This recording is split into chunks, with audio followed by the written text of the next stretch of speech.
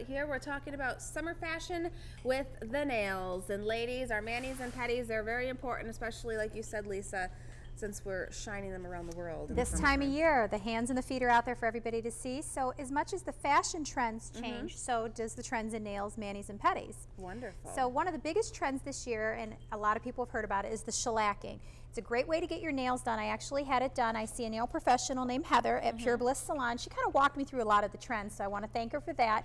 But the shellacking, it's nice because it lasts about 2 weeks. It doesn't chip. And the great thing is, as soon as she was done with my nails, I was right out the door. I didn't have to wait for them to dry, didn't have to worry about anything like that. And it's great. I mean, it's a great look and it's easy to take care of. What you're going to do is have the growth, and that's when you're going to have it touched up. So if we can go to the first picture, I love the shellac. We can go for one of the first pictures that we have.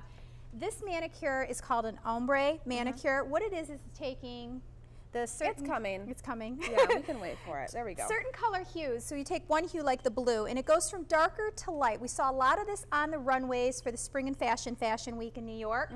It was a big trend with a lot of the designers. So that's something that a lot of people are trying out this year, because you can do different colors on your fingers and your toes. You can either go with a nude on your fingers and do the ombre on your toes, which is kind of cool too. Ooh. With the next picture, a lot of people are going for colored tips.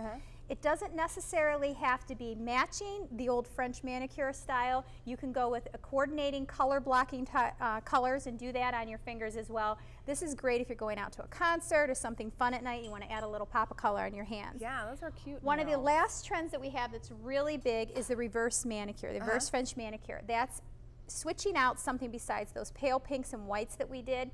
And sometimes they go a little bit further down. On this model especially, they do the darker color and then do the half moon at the bottom.